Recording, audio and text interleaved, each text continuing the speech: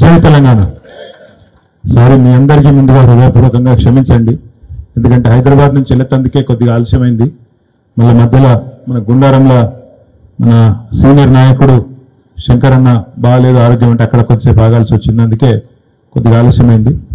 కాకపోతే ఇక్కడికి రాగానే ఆగన్న చెప్తా ఉన్నాడు, తుల ఉమ్మక్క చెప్తా ఉన్నది, మాట్లాడినరు అని చెప్పి ఇప్పుడు వాళ్ళు చెప్తా ఉన్నారు. వారికి ఒకసారి గట్టిగా చప్పట్లు కొట్టి శ్రీరామ్ కావచ్చు పేరు పేరున, నేను రాకంటే ముందు ఎవరు మాట్లాడారో నాకు తెలియదు, ఆగన్న చెప్పింది చెప్తున్నా.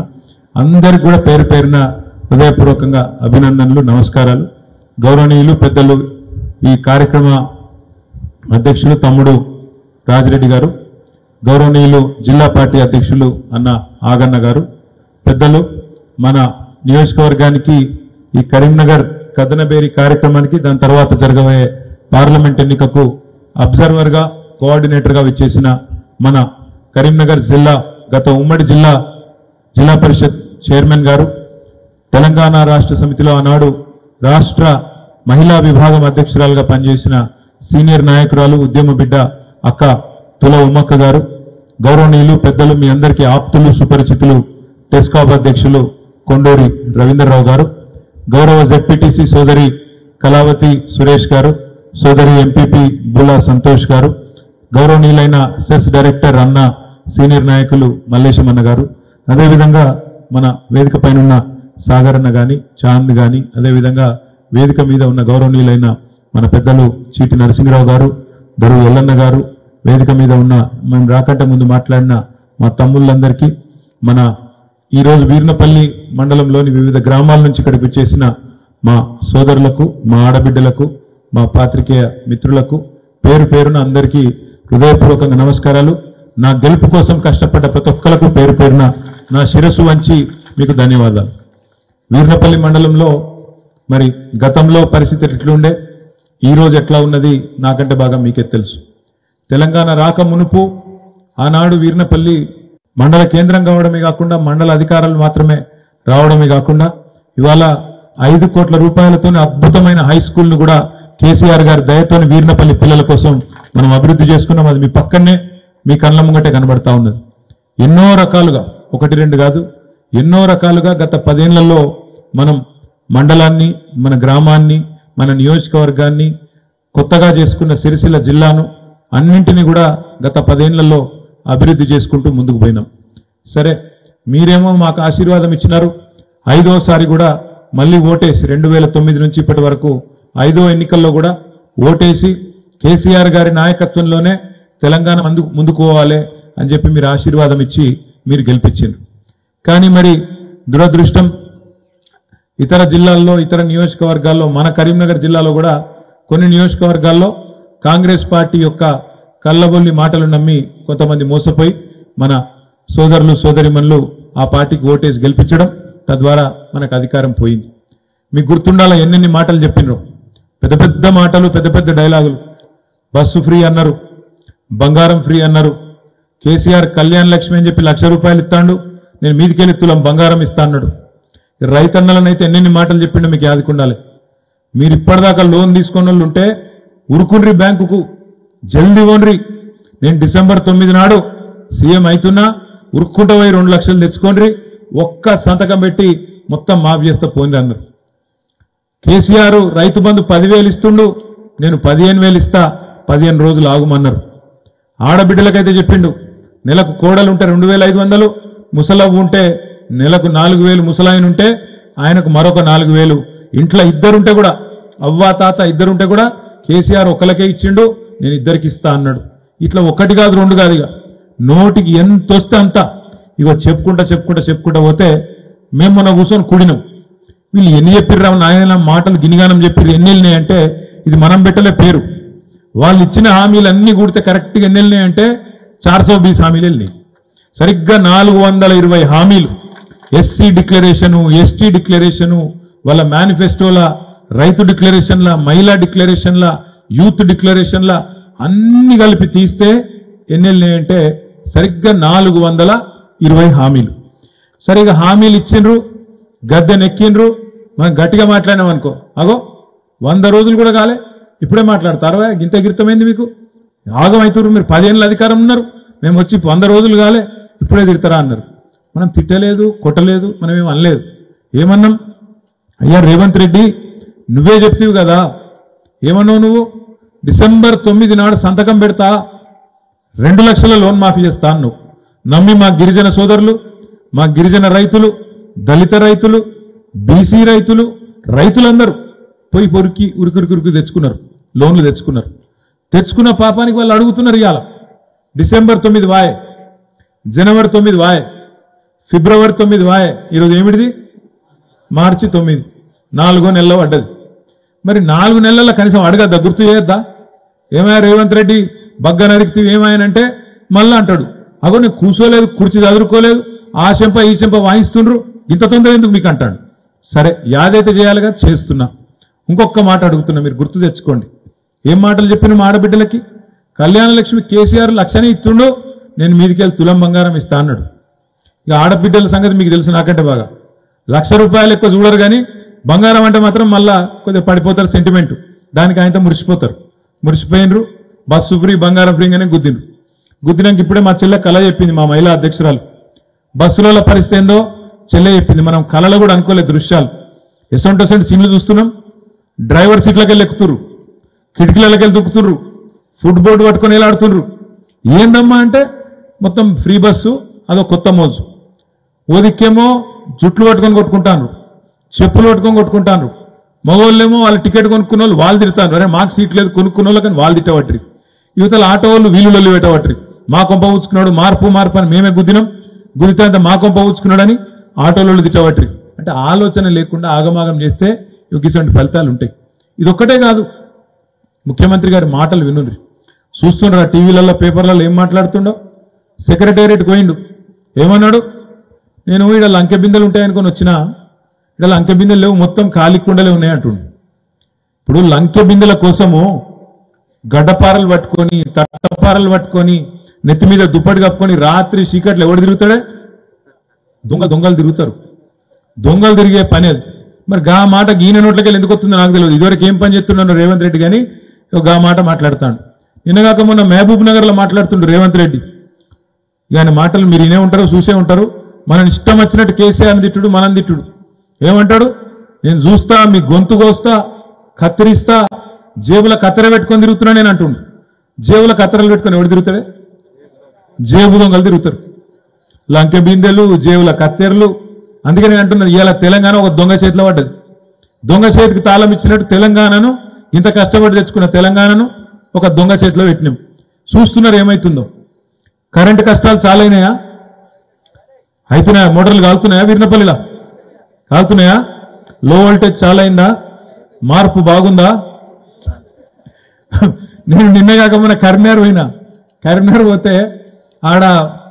పోతే ఇక్కడ మా పంటలు ఎండినాయి చూస్తేందుకు రా అని చెప్పి తీసుకుపోయారు నాకు చూపలండి కాడికి. పోయినా ఆడ రైతుల దగ్గర పోయినా. శ్రీనివాసరెడ్డి అని ఒక రైతు, వినోదన్న, నేను అందరం పోయినాం. తిరుపతి అని ఒక రైతు. వాళ్ళందరూ వచ్చి చెప్పుకుంటాను, సారు నీళ్లు లేవు, మొత్తం నీళ్ళు ఎండకపోయినాయి, కేసీఆర్ 10 ఏళ్ళు ఉంటే ఎన్నాడు ఇట్లా కాలే మాకు, ఇప్పుడు ఇట్లా అయింది. నేనన్నా మరి ఇప్పుడు ఏం చేయమంటావు అన్న. ఓటేమో అడుగుదిత్తిరి, కత్తేమో వానికిస్తిరి, యుద్ధమేమో నన్ను చేయమని పడుతుంది. ఏం చేసి కాలబెట్టాలి? ఇప్పుడు నేను ఏం మొరినా 5 ఏళ్ళు అయితే ఇదో ఒర్రుడు కదా, ఇంకేం చేయాలన్నా. అట్లా కాదు, మేము ఏదైతే తప్పు చేసినామో కేసీఆర్ నొడగొట్టి రేపు పార్లమెంట్ లో బరాబర్ వినోద్ కుమార్ ని గెలిపిస్తాం, గెలిపించి బుద్ధి చెప్తాం వీళ్ళకనే మాట అక్కడ రైతులు చెప్తా ఉన్నారు. ఎక్కడ పోయిన దాన్ని గాడినే దేవులాడుకోవాలని చెప్పిండు ఆ తమ్ముడు. ఇంకొక మాట నేను చెప్తా ఉన్నా, మీకు ఒక మాట దయచేసి ఆలోచించమని విజ్ఞప్తి చేస్తున్నా. ముఖ్యమంత్రి పచ్చి అబద్ధాలు చెప్తాడు. పోయే తాప వర్షాలు పడలే, అందుకే కరువు వాతావరణం వచ్చింది, నీళ్లు లేవు, అందుకే పంటలు ఎండిపోతున్నాయని దగుల్బాజీ మాటలు, దొంగ మాటలు మాట్లాడుతుండు. మీరు లెక్కలు తీసుకొని కావాలంటే మా తమ్ముళ్ళు ఇక్కడ చదువుకున్న వాళ్ళు వీరినపల్లి మండలంలో చాలా మంది ఉన్నారు. యూట్యూబ్లో కొట్టుండ్రి, గూగుల్లో కొట్టుండ్రి, మీకే తెలుస్తుంది. పోయిన వర్షాకాలంలో 14% అధిక వర్షపాతం పడ్డది తెలంగాణలో. మన దగ్గర వర్షాలు పడలేదనేది తప్పు మాట, పచ్చి దొంగ మాట. నడపరాక, చాతగాక, ఇలా పంటలకు నీళ్ళు ఇచ్చే అవకాశం ఉండగా ఇచ్చే ఇష్టం లేక ఇలా పంటలు ఎండుతున్నాయి తప్ప ఇది కాలం తెచ్చిన కరువు కాదు, ఇది కాంగ్రెస్ తెచ్చిన కరువు అనే మాట నేను మీకు విజ్ఞప్తి చేస్తా ఉన్నా. నేను ఉత్తగా చెప్తలేను, ఈ మాట ఏదో డైలాగ్ కోసం చెప్తలేను.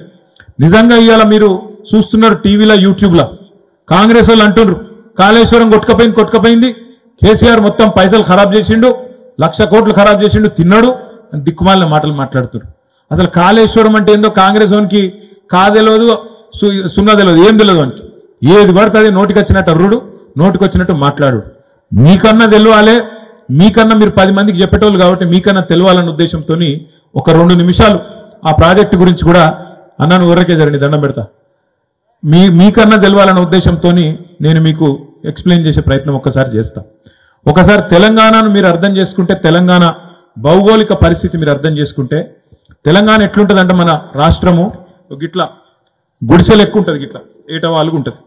ఇట్లా మధ్యలోనేమో ఎత్తు మీదనేమో మొత్తం భూములు, మన ఊర్లు, మన జిల్లా, మన మండలాలు అంతా ఎత్తు మీద ఉంటుంది. మీ వీర్నపల్లి లెక్కనే, మీ పక్కన కోనరావుపేట లెక్కనే ఎత్తు మీద మొత్తం గడ్డ ఉంటుంది. నీళ్ళేమో ఈ గుడిసెకు ఒక దిక్కు కిందికి వెళ్ళేమో ఒక కిందికి వెళ్ళేమో గోదావరి నది పోతుంది, ఇంకో దిక్కుకి వెళ్ళేమో కృష్ణా నది పోతుంది. గోదావరి నది ఏమో 80 మీటర్లు 90 మీటర్లు అంటే సముద్రానికి 80-90 మీటర్ల మీద గోదావరి నది వారుతుంది. అదే కృష్ణా నది 100-110 మీటర్ల మీద ఇంకో దిక్కు కృష్ణా నది వారుతుంటుంది. మన సిరిసిల్లనేమో 350 మీటర్ల కాడు ఉంటుంది. హైదరాబాదు 535 మీటర్ల కాడు ఉంటుంది. మీ వీర్నపల్లి దగ్గర 400 మీటర్ల మీద ఉంటుంది. మరి కిందికెళ్ళి మీదకి నీళ్ళు తేవాలంటే ఎట్లా తేవాలి? ఇప్పుడు మనం బోర్లు ఎత్తాం, వేసినప్పుడు ఏం చేస్తాం? బోర్ లోపల నీళ్లుంటే బోర్ వేసి మోటార్ పెట్టి గుంజుతాం. మనం కూడా గదే పని చేసాం, కేసీఆర్ కూడా గదే పని చేసిండు. మేడిగడ్డ అనే కాడ 5000 క్యూసెక్కుల నీళ్లు ఇవాళ కూడా ఈ రోజు ఈ నిమిషానికి కూడా కిందికి వేస్ట్గా పోతున్నాయి. అందుకే కేసీఆర్ గారు అక్కడ మేడిగడ్డ అనే బ్యారేజ్ కట్టిండు. కాళేశ్వరం అంటే ఒక్క బ్యారేజ్ కాదు, కాళేశ్వరంలో 3 బ్యారేజీలు ఉన్నాయి. మేడిగడ్డ, అన్నారం, సుందిల్ల. కాళేశ్వరంలో 15 రిజర్వాయర్లు ఉన్నాయి. ఇక మీకు ఇటుపక్కకు మలకపేట రిజర్వాయర్ కట్టినా మీరు చూసే ఉంటారు. కొంతమంది చూడొచ్చు, కొంతమంది చూడపోవచ్చు. పక్కనే కోనరావుపేట మండలంలో మన ఈనపల్లికి, మన ఎల్లారెడ్డిపేట కూడా నీళ్ళు ఇచ్చే రిజర్వాయర్ మలకపేట రిజర్వాయర్. ఆ మలకపేట రిజర్వాయర్ కూడా ఒక ఇస్సా, ఒక భాగం కాళేశ్వరం ప్రాజెక్టులో. అసొంటి రిజర్వాయర్లు 15 ఉన్నాయి. మిడ్మానేర్ ఉన్నది, అన్నపూర్ణ ఉన్నది, రంగనాయక్ సాగర్ ఉన్నది సిద్దిపేట పక్కకు, కొద్దిగా అవతలకి కొండపోచమ్మ సాగరు, ఇంకా కొద్దిగా పక్కకు పోతే మల్లన్న సాగరు, కిందికి పోతే గంధమల్ల, బస్వాపూరు, ఉస్నాబాద్ ముఖాన పోతే గౌరవెల్లి, ఇట్లా 15 రిజర్వాయర్లు కాళేశ్వరంలో ఒక భాగం. 3 బ్యారేజీలు, 15 రిజర్వాయర్లు, 21 పంప్ హౌజులు.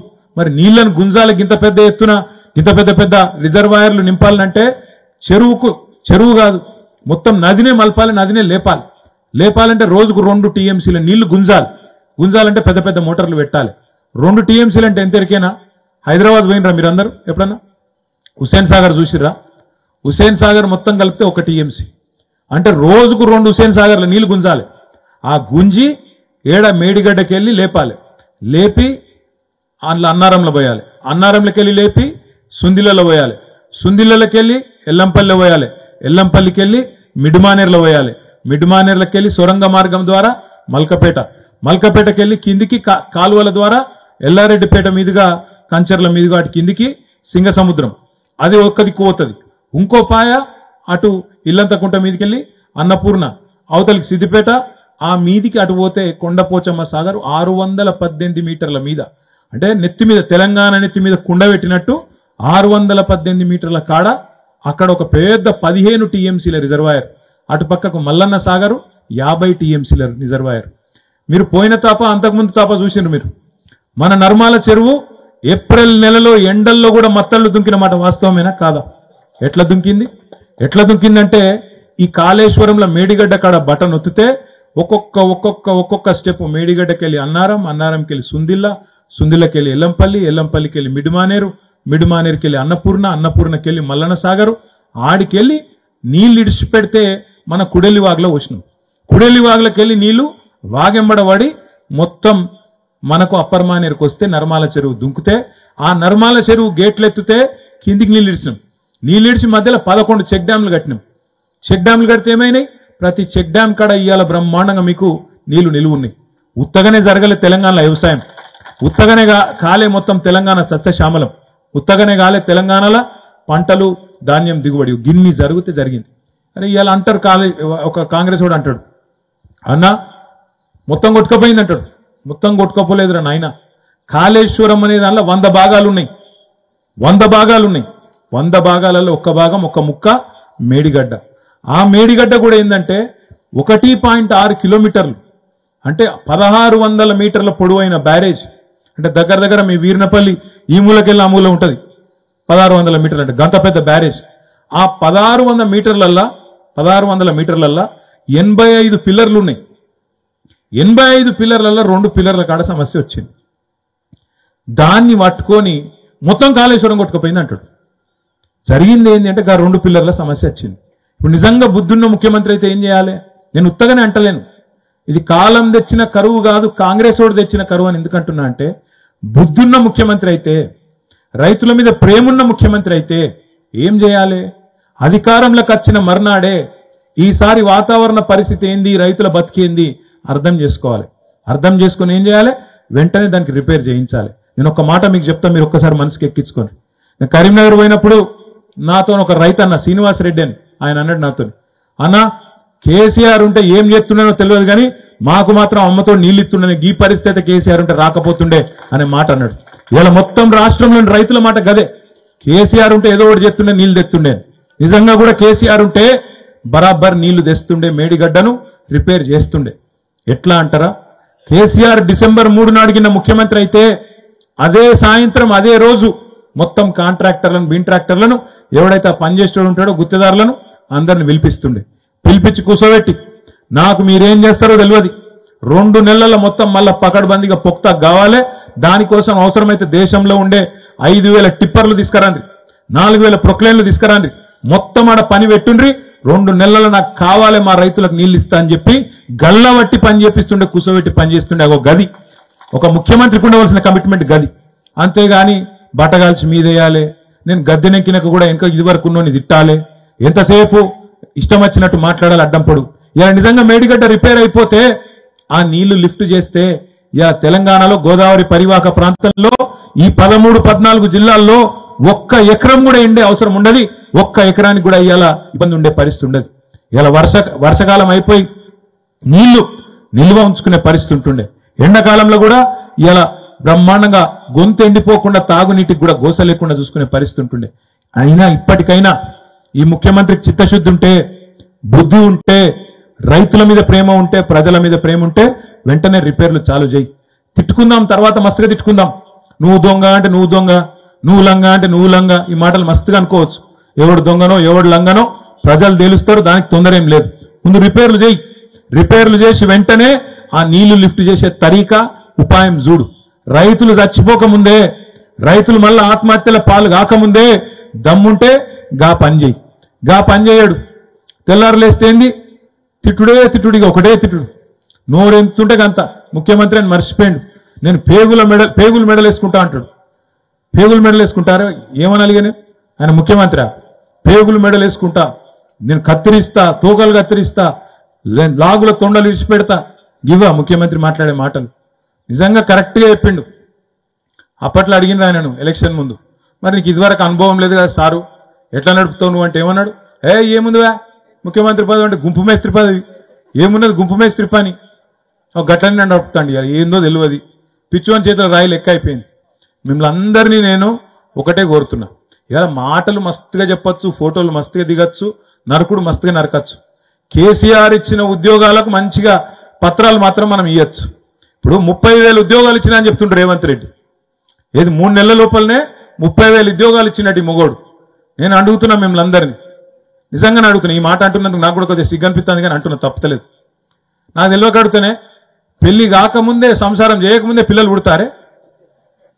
అరే నువ్వు వచ్చింది 3 నెలలాయే, ఒక్క నోటిఫికేషన్ ఇవ్వలే నువ్వు. యాడికెళ్ళి ఇచ్చిన ఉద్యోగాలు? కేసీఆర్ ఇచ్చిన ఉద్యోగాలకు నువ్వు ఇలా కాయిదాలు ఇచ్చుకుంటా, నేను 30,000 ఇచ్చినా 30,000 ఇచ్చినా అబద్ధాలు చెప్తా, నువ్వు సిగ్గని కూడా అనిపించదా? కనీసం కొద్దిగానే నిజత అనిపించదా? చూడరు మీరు ఒకసారి.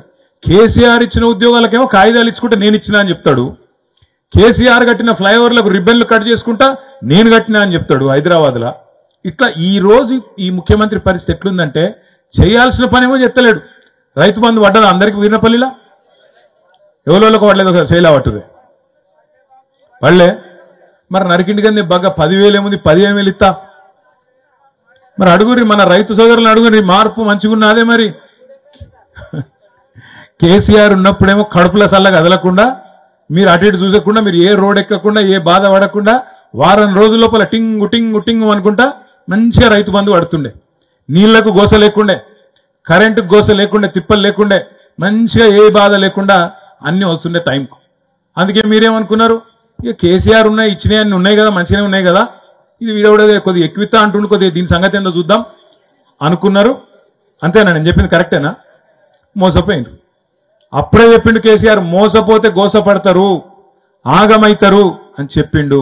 అందుకే నేను వీర్నపల్లిలో ఉండే మా తమ్ముళ్లకు, మా అన్నలకు, మా అక్క చెల్లెలకు నేను ఒక్కటే విజ్ఞప్తి చేస్తున్నా. మొన్న మరి ఏమైందో మీకు కూడా అసెంబ్లీ ఎలక్షన్లో కూడా నాకు 200 ఇచ్చారు మెజారిటీ. మీరు వీర్నపల్లి మండలంలో 200ఏనా, ఇంకేమైనా ఎక్కువ ఇచ్చారు?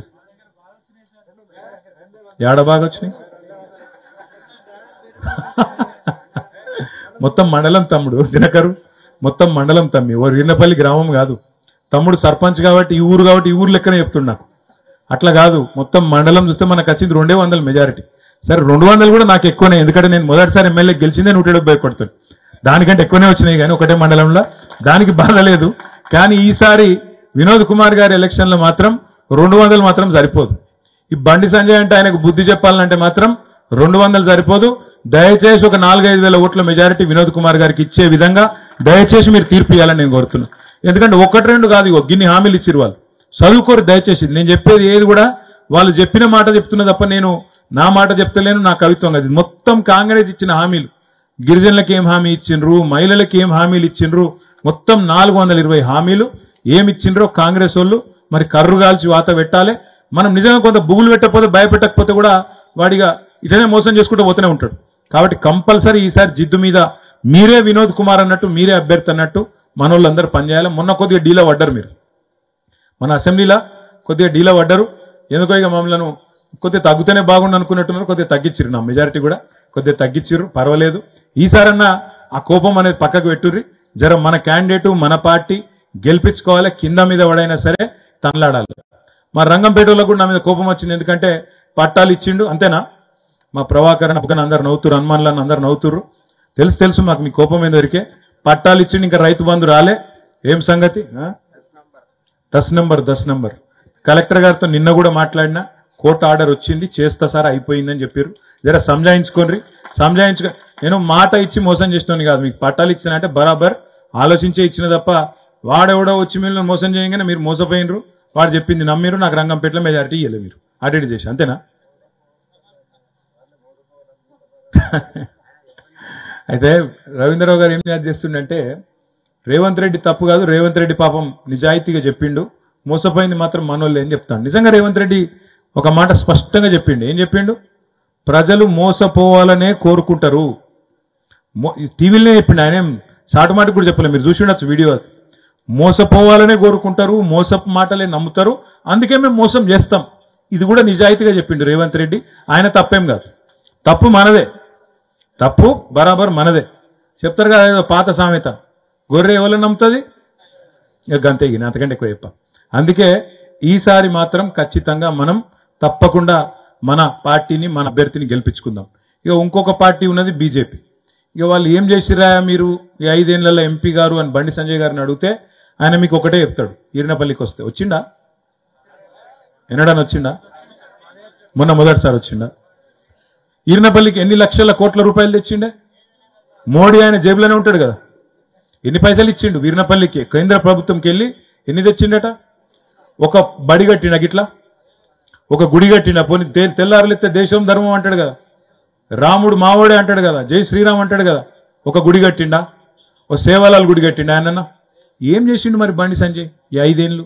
మీకు ఒకటి నేర్పించిండు, క్యాలెండర్ నేర్పించిండు. అన్నా ఇవాళ ఏం వారం అన్నా, ఇవాళ ఏం దేవుడు అన్నా, రేపేం వారం అన్నా, రేపేం దేవుడు అన్నా, ఎల్లుండేం వారం అన్నా, ఏం దేవుడు అన్నా. కాబట్టి దానికి ఎంపీ ఎందుకు మన క్యాలెండర్ కొనుక్కుంటే అయిపోయాయి. పంతులు నడితే ఆయన చెప్తాడు ఏం దేవుడు, ఏం క్యాలెండరు, ఏం వారం. మంగళవారం ఏ దేవుడు, బుధవారం ఏ దేవుడు, గురువారం సాయిబాబా, శుక్రవారం వెంకటేశ్వర స్వామి, హనుమంతుంది ఏం దినమే, మంగళవారం హనుమంతు. ఇది మనకు గుడెరికే. నేనేమంటున్నా, గది చెప్తానికి ఎంపీ కావన్నా నీకు? గట్టిగా ఉన్నావు అనుకో, ఏమైనా బండి సంజయ్ నువ్వేం చేసినావు 5 ఏళ్ళు ఎంపీగా ఒక్క పని చేసినావా, ఒక ఊరికి వచ్చినావా అంటే అట్లాంటావు అన్నాను. నేను దేశం కోసం, ధర్మం కోసం పనిచేస్తాను అని అన్నాను. నేనేమన్నాను, ధర్మం కోసం పనిచేస్తాను అయితే సపరేట్గా మఠం పెట్టుకో, ఆశ్రమం పెట్టుకో. మాకు గీడ ఒక ఆయన ఉన్నాడు ఎల్లారెడ్డిపేట కాడ, ఆయన పేరేందో ఓమోజయనో స్వామీజీ ఉన్నాడు. ధర్మం కోసం ప్రచారం చేసుకుంటావు. నువ్వు కూడా మఠం పెట్టుకో, ఆశ్రమం కట్టుకో, ధర్మం ప్రచారం చేసుకో. నీకు దానికి ఎంపీ పదవి ఎందుకు పని లేక? ఎంపీ అంటే ఆయన ఏం చేయాలి? వినోద్ కుమార్ లెక్క పార్లమెంట్లో కరీంనగర్కి ఏం కావాలనో అడగాలి, మా ఈర్నపల్లికి ఏం కావాలనో అడగాలి, ప్రజలకు ఏం కావాలనో చెప్పాలి. గవి ఎన్నడూ లేదు. ఆడ ఆయనకు మాట్లాడరాదు, ఇంగ్లీష్ రాదు, హిందీ రాదు. పార్లమెంట్లో మాట్లాడుకొని తెలుగులో మాట్లాడుతారంటే ఈయన తెలుగు ఎవరికి అర్థం కాదు. మనకు తప్ప కరీంనగర్లో ఎవరికి అర్థం కాదు. ఏ భాషలో మాట్లాడాలి చెప్పు? ఇది బాధ. ఇక అసలు మనం ఎంపీ చేతివి ఆగమై. ఇప్పుడు మళ్ళీ రేపు ఏమన్నా అంటేనేమో ఒక బాధ, గీత మాట అంటావా అంటాడు. నిజంగా ఏం చేసిండే 5 ఏళ్లలో? పిల్లగాన్లకు నెత్తి నిండా మతం పేరు మీద విషం ఎక్కిచ్చుడు తప్ప ఒక్క బుడ్డ పైస పని చేసిండా? మోడీ గారు మోడీ గారు అంటాడేమన్నా అంటే మాట్లాడితే రామ్ మందిర్ అని చెప్పి ఇంటింటిగా ఫోటోలు పంపిండా? మీకు వచ్చినాయా? దేవుడి గుళ్ళ భద్రంగా పెట్టిర్రా? ఎట్లా అయిపోయిందంటే పరిస్థితి, గట్టిగా తిడదామంటేనేమో దేవుణ్ణి అంటావా? ఎందుకంటే ఇప్పుడు ఓదికేమో దేవుడు ఉండే, కిందనేమో బండి సంజయ్, ఇంకోదికు మోడీ ఉండే. తీసుకుపోయి మన ఆడోళ్ళేమో సీరియస్గా తీసుకుపోయి గుళ్ళల్లో పెట్టబట్టి, పూజా మందిరంలో పెట్టబట్టి. ఇప్పుడు వెనకటికి మనకు ఇళ్లల్లో కరెంట్ చక్కగా ఉండనప్పుడు సాయంత్రం కాగానే అట్లా లైట్ అయ్యక ముందు ఏమవుతుండే ఆ దేవుని పటం మీద ఆయంత ఆ బలులు వచ్చి చేరుతుండే. ఇప్పుడు ఎట్లయిపోయిందంటే బండి సంజయ్ పరిస్థితి కూడా అట్లే ఉన్నది. గట్టికి కొట్టి ఆయన బలి నిలబడదామంటే దేవుడు ఉన్నాడు వెనక. మరి ఈయనేమైనా తిడదామంటే వెనక రాముడిని అడ్డం పెట్టుకున్నాడు. గట్టి ఉన్నది కథ. నా విజ్ఞప్తి ఏంటంటే మీతో, ఎంపీ అంటూ ఏం పని చేయాలి? ఎంపీ అంటే ఆయనే మెంబర్ ఆఫ్ పార్లమెంట్ అంటే ఆయన పార్లమెంట్ పోవాలి మొదలు. బండి సంజయ్ హాజరు, అక్కడ హాజరు శాతం ఎంతో ఎరికేనా మీకు? 5% కూడా లేదు. అంటే 100 రోజులు పనిచేస్తే పార్లమెంట్ 5 రోజులు కూడా పోలే ఆయన. ఆడికి బడి దొంగ, కరెక్ట్ మాట. పార్లమెంట్కి ఓడు పోతేమని అడుగుతాడంటే అడగడు. పోనీ మోడీ నాకు బాగా క్లోజ్ అని చెప్పి అప్పుడప్పుడు వాళ్ళు మెచ్చుకొని ఫోటోలు దిగుతాడు. పోనీ మోడీని అడగచ్చు కదా, నా కరీంనగర్ పార్లమెంట్లో ఒక IIIT ఇయ్యి, ఒక మంచి విద్యా సంస్థ ఇయ్యి, నాకు ఒక ఇండస్ట్రీ ఇయ్యి, మా వాళ్ళకు మా గిరిజన ప్రాంతంలో ప్రత్యేక ప్యాకేజీ ఇయ్యి, ఇక్కడ అభివృద్ధి కోసం ఇంక కొన్ని 100 కోట్లు 200 కోట్లు ఇయ్యి, ఒక పెద్ద గుడి కడతా 200 కోట్లు ఇయ్యి, ఇవన్నీ అడగచ్చు కదా. ఏది అడిగింది లేదు. 5 ఏళ్ళు మాట్లాడింది లేదు.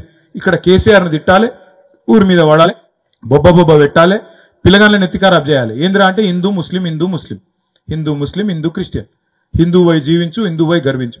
వీళ్ళు లేకముందు హిందూ కాదా మనం? వీళ్ళు లేకముందు బీజేపీలు రాకముందు మనకు దేవుడు ఎరకలేదా? మన ఇళ్లలో పూజలు చేయరా, వ్రతాలు చేసుకోరా, పండుగలు చేసుకోరా, బొట్టు పెట్టుకోరా? వీళ్ళు వచ్చినాకనే నేర్పించిరా?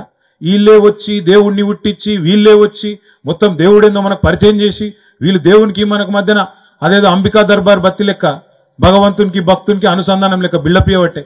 మనకు తెలియదా ఇదివరకు? పోయి పూజలు తెలియదు, పునస్కారాలు తెలియదు, యాగాలు తెలియదు, గుళ్ళుగట్టుడు తెలియదు, గుడికోడు తెలియదు, మొక్కుడు తెలియదు. మొత్తం బండి సంజయ్ నేర్పించిండు, మోడీ పంపించినాడు. దయచేసి నేను మిమ్మల్ని కోరేది ఏంటంటే, దేవుడు అందరి దేవుడే. మనము జై శ్రీరామే, మనము జై శ్రీకృష్ణుడే, మనకు దేవుడు ఉన్నాడు. మనకు పండుగలున్నాయి. శివరాత్రి వస్తే జాగారం చేస్తాం, ఇంకో పండుగ వస్తే పూజలు చేసుకుంటాం, అన్నీ చేసుకుంటాం, అన్నిటికీ ముహూర్తాలు చూస్తాం, అన్ని చూస్తాం. కానీ కేవలం దేవుణ్ణి అడ్డం పెట్టుకుని రాజకీయం, కేవలం దేవుణ్ణి అడ్డం పెట్టుకుని నాకు ఓట్లేయండి, నేను దేవుని మనిషిని. నువ్వు దేవుని మనిషి అయితే ఆశ్రమం పెట్టుకో, మఠం పెట్టుకో, ధర్మం కోసం ప్రచారం చేయి. కానీ నేను మిమ్మల్ని అడిగేది ఒకటే, దేశం కోసం ధర్మం కోసం అని చెప్పుకుంటా గాలి తిరిగేటోడు కావన్నా, లేకపోతే కరీంనగర్ కోసం గట్టిగా కొట్లాడేటోడు కావన్నా ఆలోచించుడి తప్ప ఆగం కాకుండ్రి. వినోదన్న ఉంటే కరీంనగర్ కోసం కొట్లాడతాడు, మన కోసం కొట్లాడతాడు. గతంలో వీర్నపల్లిని ఎట్లయితే ఆనాడు దత్తత తీసుకొని పనిచేసిండో రేపటి రోజున కూడా అంతకంటే ఎక్కువ పనిచేస్తాడు. ఇలా మనం ప్రభుత్వంలో లేం. మన కరీంనగర్ పార్లమెంట్లో 3 ఎమ్మెల్యేలు ఉన్నారు, 4 కాంగ్రెస్ వాళ్ళు ఉన్నారు. రేపు ఆ 4 చోట్ల కూడా వినోదన్న ఎమ్మెల్యే లెక్క పనిచేస్తాడు. మన నాయకులకు, మన కార్యకర్తలకు కూడా అండగా నిలబడతాడు. నేను కూడా మీకు ఎట్లాగూ ఇదివరకంటే మంత్రిగా ఉన్నప్పుడు కొంత రాకపోక తక్కువ ఉండే, ఇప్పుడు నేను కూడా మీకు తప్పకుండా అందుబాటులో ఉంటూ, అభివృద్ధి ఒకవైపు చేసుకుంటూ అందుబాటులో ఉంటూ, వినోదన్నతో పాటు నేను కూడా ఎంపీగా ఎమ్మెల్యేగా మీకే పూర్తి స్థాయిలో అందుబాటులో ఉండి మిమ్మల్ని కళ్ళలో పెట్టుకొని కాపాడుకుంటా అనే మాట నేను మీకు విజ్ఞప్తి చేస్తా ఉన్నాను. నేను రాకముందు మా సాగర్ అని అన్నాడట మాట, ఇప్పుడు ఆగానే చెప్తున్నాడు, అన్న కొద్దిగా కార్యకర్తలను కాపాడుకోవాలి, చూసుకోవాలని. కాంగ్రెస్ వల్ల కొద్దిగా ఎగురుడు దుంకుడు కూడా ఎక్కువైంది. కొత్తగా అధికారంలోకి వచ్చారు కదా, ఏమైనా పోలీస్ ఇట్లా మనం సోషల్ మీడియాలో ఏమైనా పెట్టంగానే పోలీసు వాళ్ళు ఫోన్ చేస్తారు, అమీన్ సాబ్ ఫోన్ చేస్తాడు, ఎందుకు పెడుతున్నావా కాంగ్రెస్ మీద, ఎందుకు ఇది చేస్తున్నావు, ఎందుకు అది చేస్తున్నావు ఆ అధికారులు కూడా కాంగ్రెస్ తొత్తులాగా పనిచేస్తూ ఉన్నారు. భయపడవలసిన అవసరం లేదు, ఎవ్వలకు బుగులు పడవలసిన అవసరం లేదు. తప్పకుండా, ఎందుకంటే ఇది విప్లవాల గడ్డ. నేను మీకు చెప్పటోని కాదు.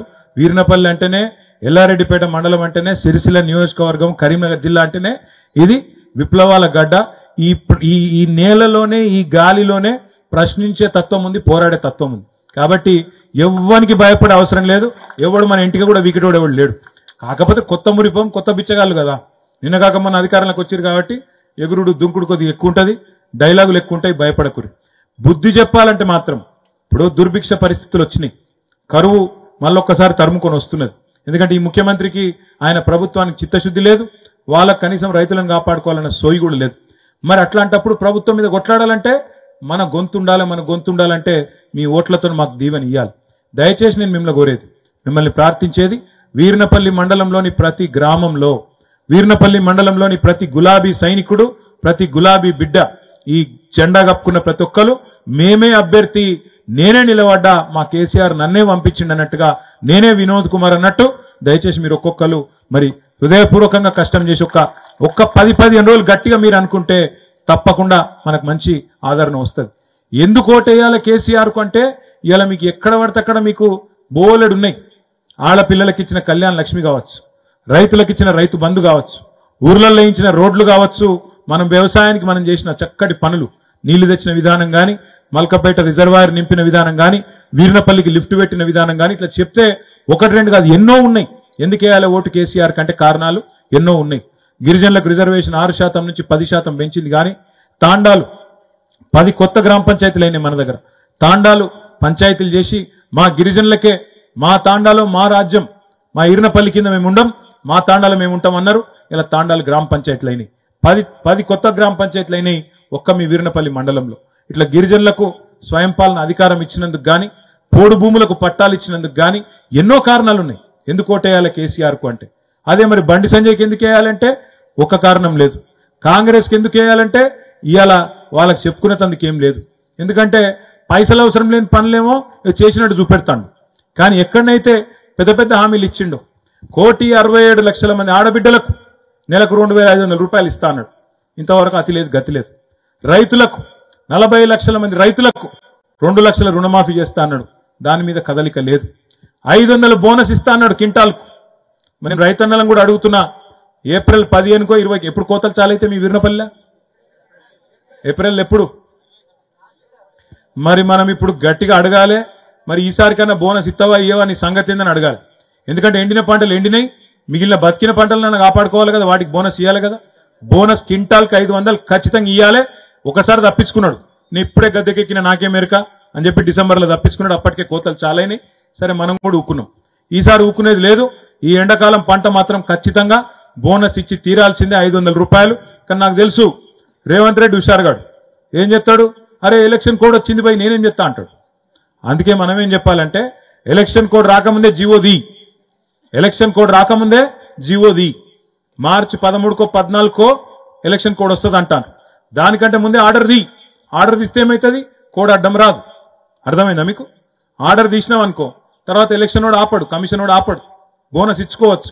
ముఖ్యమంత్రికి చిత్తశుద్ధి ఉంటే ఆ పని చేయాలి. గవేం చేయకుండా ఊకదంపుడు ఉపన్యాసాలు, కేసీఆర్ని తిట్టుడు, కాళేశ్వరం మునిగిపోయిందని అబద్ధాలు ప్రచారం చేసుడు, నీళ్లు ఎత్తిపోసే అవకాశం ఉండగా ఆ పని చేయకుండా డ్రామాలు చేసుడు, ఇవన్నిటినీ మనం తప్పకుండా ప్రజల్లో ఎండగట్టాలి.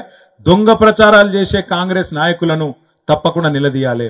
మన నాయకుడు కేసీఆర్ గారు వస్తున్నాడు 12 తారీఖు నాడు కరీంనగర్లో SRR కాలేజీకి వస్తున్నాడు.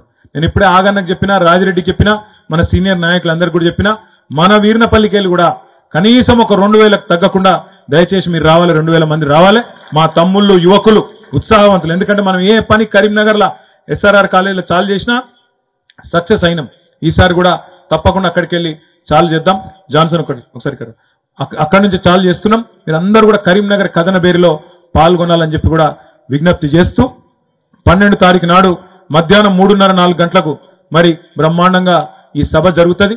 దానికి మీరు అందరూ కూడా వచ్చి విజయవంతం చేయాలని చెప్పి కూడా విజ్ఞప్తి చేస్తూ, నేను మా తమ్ముడిని కాలేజీల క్లాస్మేట్, ఆ తమ్ముడు కూడా నాతో పాటు వచ్చి మీకు పరిచయం చేయాలి. ఎందుకంటే వీర్నపల్లిలో మా గిరిజన సోదరులు చాలా మంది ఉంటారు. మీలో ఒకడు తమ్ముడిని కూడా ఒక్క నిమిషం మాట్లాడవలసిందిగా కోరుతూ, నువ్వు కాకపోతే తెలుగులో కాకుండా గవర్నమెంట్లో మాట్లాడాలి. ఓకే, మళ్ళీ పేరు పేరున మీ అందరూ కూడా నమస్కారాలు తెలియజేస్తూ జై తెలంగాణ.